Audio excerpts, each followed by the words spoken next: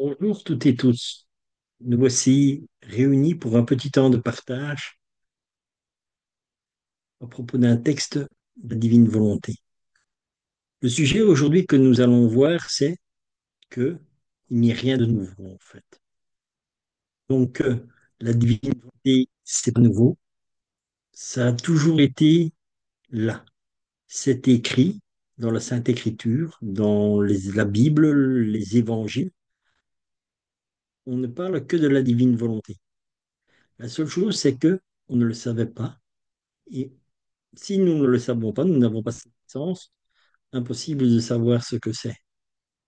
Dieu nous dit vraiment que d'office déjà, quand nous sommes créés, nous vivons dans la divine volonté, puisque c'est la volonté de Dieu que nous vivons.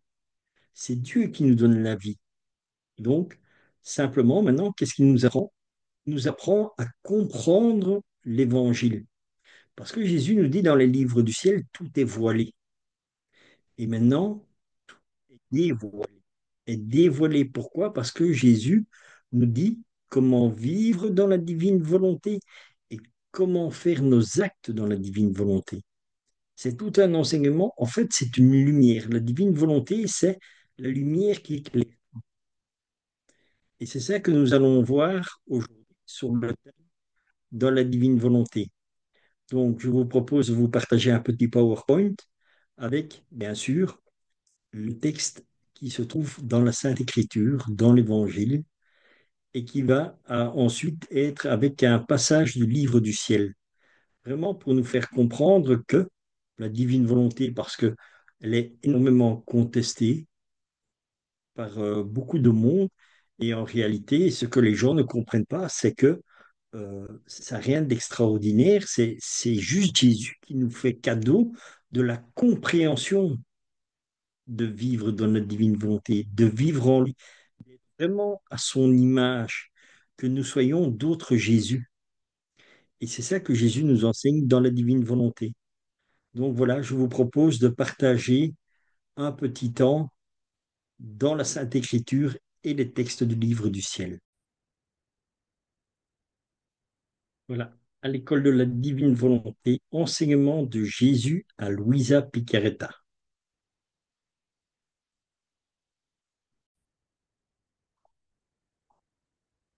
Rien de nouveau, tout est déjà écrit et accompli dans le divin vouloir.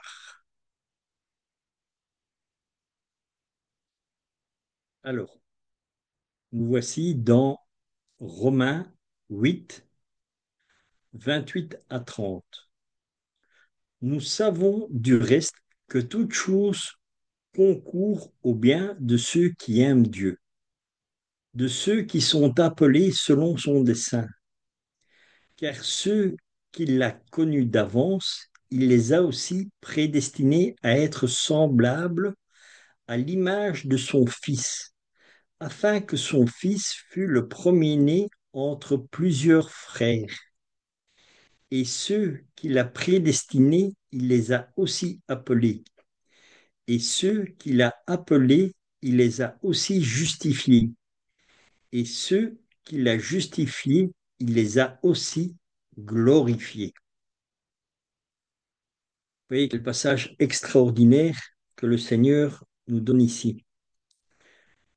Et c'est exactement ça qui nous donne l'ouverture de la divine volonté. Nous savons du reste que toute chose concourt au bien de ceux qui aiment Dieu, de ceux qui sont appelés selon son dessein. C'est pour ça que nous vivons l'époque la plus extraordinaire que Jésus a dit, c'est que le temps que nous vivons maintenant, il nous donne la plus grande chose.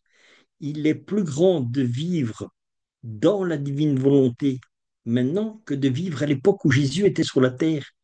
Parce que quand Jésus était sur la terre, il n'avait pas dit comment vivre dans la divine volonté.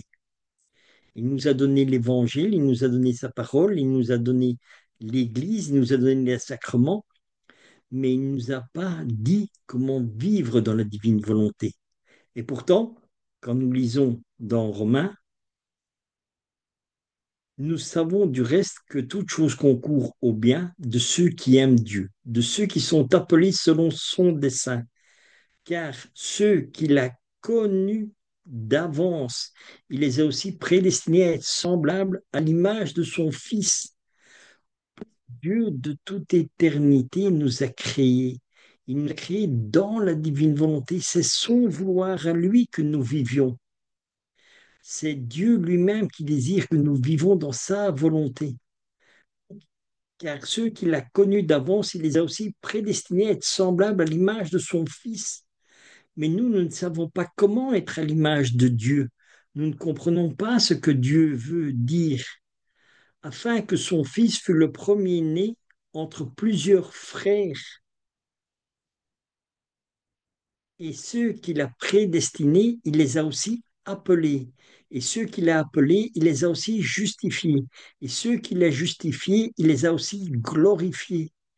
Donc, c'est nous tous qui sommes des enfants de Dieu. Donc, tout est marqué déjà dans la Sainte Écriture. Il n'y a rien de nouveau dans la divine volonté.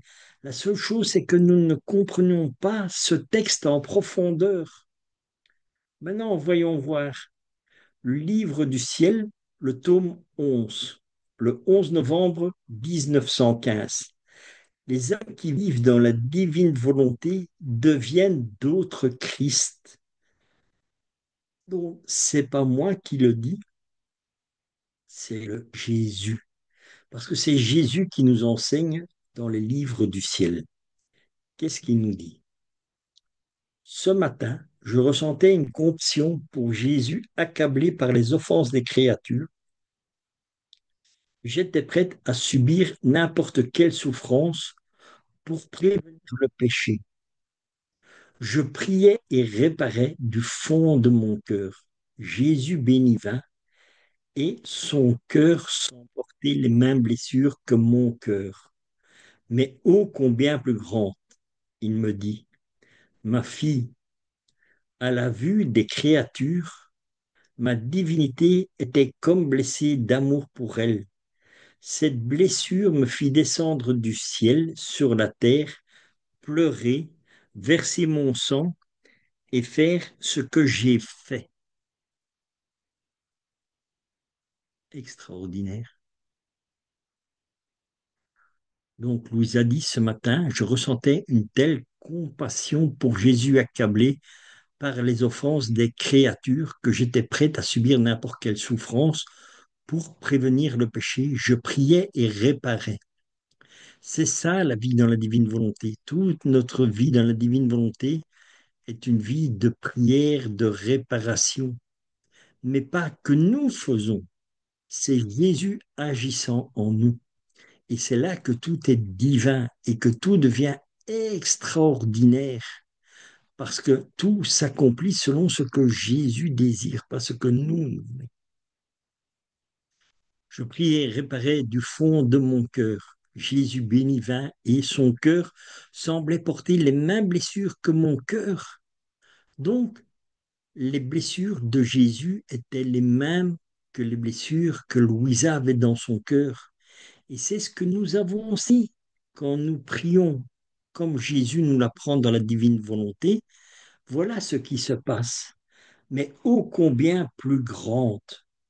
Donc son cœur semblait porter les mêmes blessures que mon cœur, mais ô combien plus grandes. C'est normal qu'elles sont plus grandes puisqu'il est Dieu. Et Dieu veut aussi que nous soyons à son image. Donc, mais nous, nous sommes pas Jésus. Nous sommes des petits Jésus. Donc, c'est ça la différence. Et c'est ça que Dieu veut, que nous soyons à son image. Dieu est grand, est tout-puissant, est infini, et nous, nous sommes petits. Et Jésus nous apprend à rester dans cette petitesse. Et pour cela, c'est pas parce que nous sommes petits que nous ne savons pas être à son image. Voilà. Il me dit, ma fille, à la vue des créatures, ma divinité était comme blessée d'amour pour elle. Cette blessure me fit descendre du ciel sur la terre pour pleurer, pour verser mon sang et pour faire ce que j'ai fait. Donc, tout ce que le Seigneur a fait, si nous voyons et nous lisons les livres du ciel, Jésus nous apprend que il a tout réparé dans la divine volonté. Il a refait la vie de chaque créature pour que nous puissions vivre dans la divine volonté et comprendre ce qu'est la divine volonté. L'âme qui vit dans ma volonté ressent vivement cette blessure. Elle pleure, prie et est prête à tout souffrir pour que les pauvres créatures soient sauvées et que ma blessure d'amour ne soit pas aggravée par leurs offenses. Lisons. L'âme qui vit dans ma volonté ressent vivement cette blessure. C'est normal puisque nous ne faisons qu'un avec le Seigneur. Mais n'ayons pas peur de souffrir avec lui, parce que nous la souffrons dans l'amour de Dieu. C'est ça que nous devons bien comprendre, parce qu'il y a beaucoup de personnes aussi qui disent, oui, mais je ne veux pas souffrir, je n'aime pas souffrir. Mais personne n'aime de souffrir. Mais nous avons cette souffrance parce que nous sommes dans l'humanité encore. Mais le Seigneur, en nous partageant ses blessures, nous partageons son amour. Et l'amour est plus fort que la douleur. La douleur, nous allons uniquement savoir la supporter que par la grâce de Dieu. Déjà, toutes les simples, les maladies que nous avons, tout ça, sans même connaître la divine volonté, les gens ne le savent pas, mais en premier lieu, c'est toujours Jésus qui a cette souffrance. Et lui porte la plus grande partie de cette souffrance. Et nous l'accompagnons. Et nous pouvons offrir ces souffrances pour les unir aux souffrances du Christ. Nos, nos souffrances, unissons-les aux souffrances de Jésus et au mérite de Jésus, au mérite des souffrances de Jésus.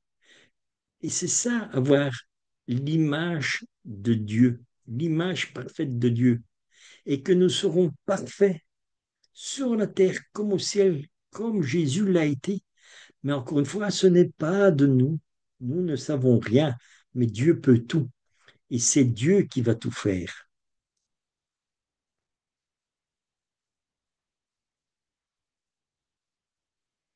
Ah, ma fille, les larmes. Ah, ma fille, ces larmes, ces prières, ces souffrances et ces réparations adoucissent ma blessure et posent sur ma poitrine comme des pierres précieuses que je suis ravi de présenter à mon Père pour l'amener à avoir pitié des créatures. Vous voyez ce que c'est vivre dans la divine volonté, prier dans la divine volonté comme Jésus nous l'apprend. Ça nous permet, ah ma fille, ces larmes, ces prières, ces souffrances et ces réparations adoucissent ma blessure et posent sur ma poitrine comme des pierres précieuses. Mais encore une fois, c'est pas nous qui le faisons. C'est Jésus dans l'invisible qui le fait. Il prend tout cela parce que c'est lui-même qui nous les donne. Dans notre vie, tout est grâce, tout est donné par Dieu. Donc tout est donné par amour. Et nous ne faisons que lui rendre grâce, que lui redonner ce que lui nous donne. Les prières que nous faisons dans la divine volonté, ce ne sont pas les nôtres, ce sont celles de Jésus.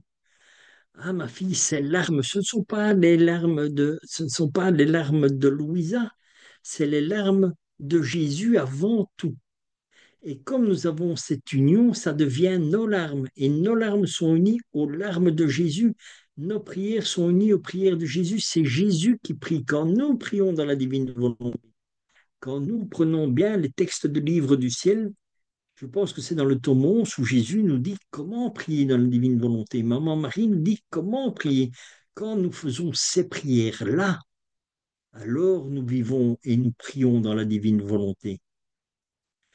Ah, ma fille, ces larmes, ces prières, ces souffrances et ces réparations adoucissent ma blessure et posent sur ma poitrine comme des pierres précieuses que je suis ravi de présenter à mon Père pour l'amener à avoir pitié des créatures.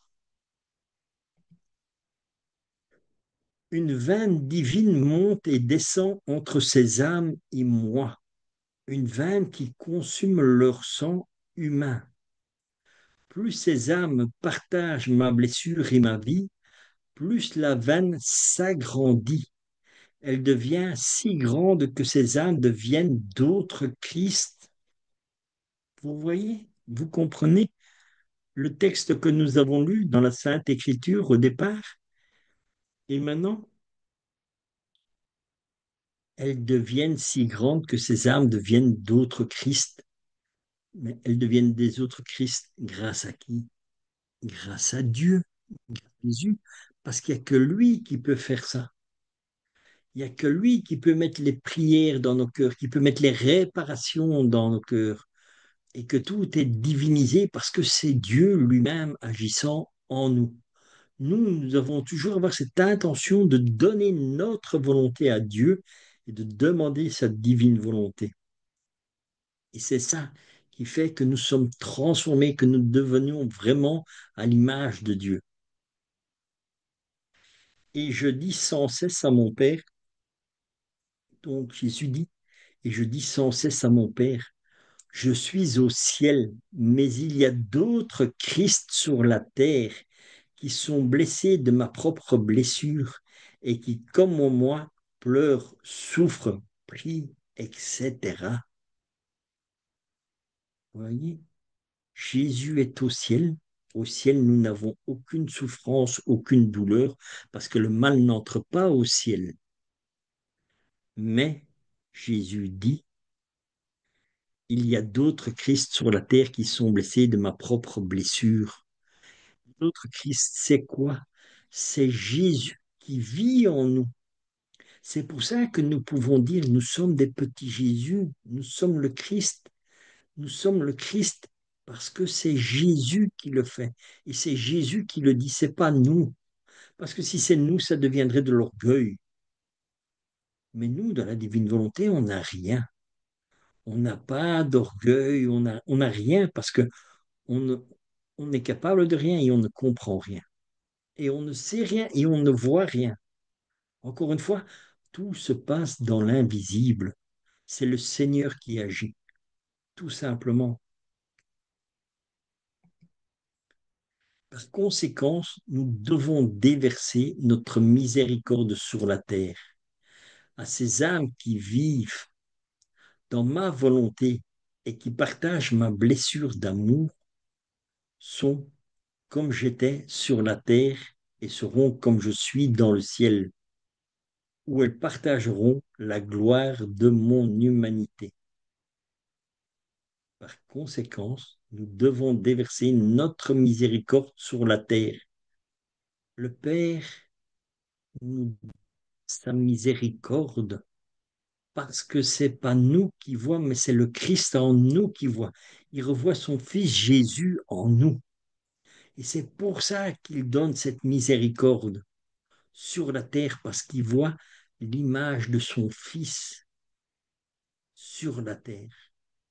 À ces âmes qui vivent dans ma volonté, qui partagent ma blessure d'amour, sont comme j'étais sur la terre et seront comme je suis dans le ciel, où ils partageront la gloire de mon humanité. Extraordinaire. Et maintenant, nous pouvons repartir de nouveau sur ce passage. Nous savons du reste que toute chose concourt au bien de ceux qui aiment Dieu, de ceux qui sont appelés selon son dessein, car ceux qu'il a connus d'avance, il les a aussi prédestinés à être semblables à l'image de son Fils, afin que son Fils fût le premier-né entre plusieurs frères. Et ceux qu'il a prédestinés, il les a aussi appelés. Et ceux qu'il a appelés, il les a aussi justifiés. Et ceux qu'il a justifiés, il les a aussi glorifiés. Voilà tout ce qui est dit dans Romains 8:30. Eh bien, vous l'avez trouvé tout dans ce texte que je viens de vous partager.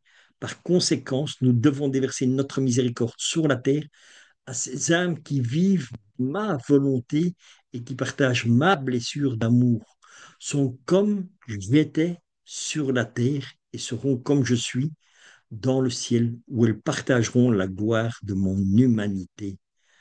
Amen. Rendons grâce à Dieu, rendons toute la gloire à Dieu. Eh bien, voilà, nous avons eu encore un temps merveilleux de partage dans la divine volonté,